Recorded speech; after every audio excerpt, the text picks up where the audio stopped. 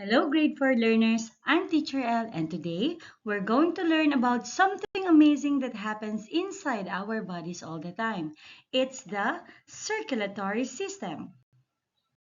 At the end of this lesson, you will be able to outline the key components and functions of the circulatory system in simple manner. Did you know that your heart works like a pump that keeps your blood moving through your body? Let's find out how it works.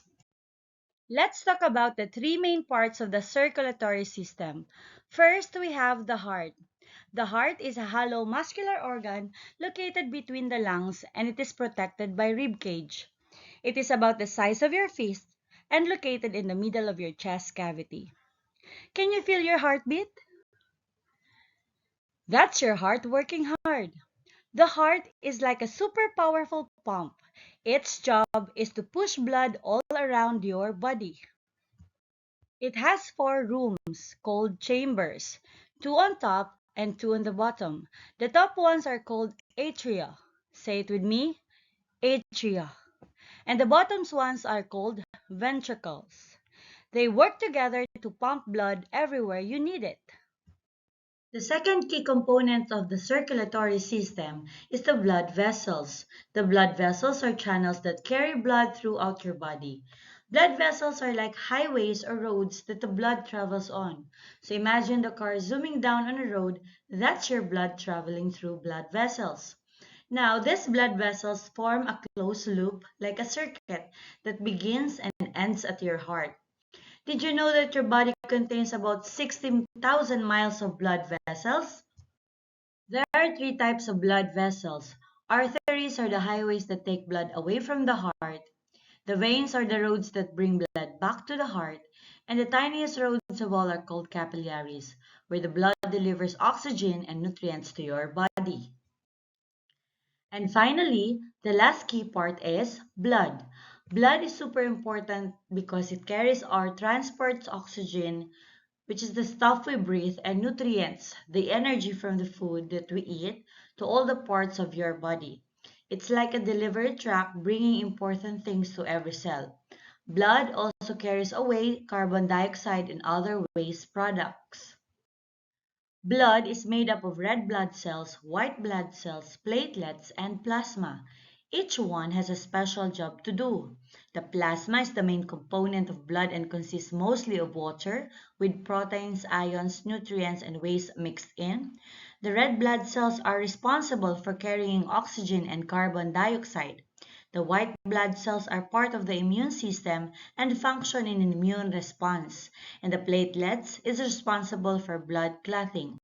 But together, they make sure your body stays healthy. Now this time, let us find how the circulatory works. First, the heart pumps oxygen-rich blood to the rest of the body through arteries. Second, blood drops off oxygen and nutrients to the body cells and pick up waste products. Third, then the veins carry the oxygen-poor blood back to the heart. And fourth, the heart sends this blood to the lungs to get fresh oxygen. And once the blood is full of oxygen again, it returns to the heart and the cycle starts all over. Why the circulatory system is important. First, it delivers the oxygen you breathe in from the lungs and the nutrients from the food you eat to every single cell so they can produce energy. But it doesn't stop there. Just like how a garbage truck collects trash, the circulatory system picks up waste like carbon dioxide and helps remove it from the body. The circulatory system also helps defend us from sickness by carrying special white blood cells that fight infections. And when we get too hot or too cold, the circulatory system helps regulate our body temperature by moving heat around.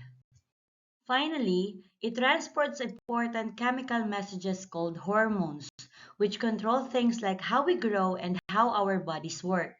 Without this amazing system, the circulatory system, none of our body parts would be able to function properly. For today's reflection of learning, do this in your notebook.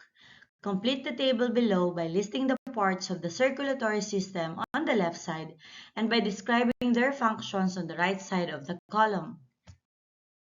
For your assessment, read and understand carefully each questions, then write the letter of the correct answer in your notebook.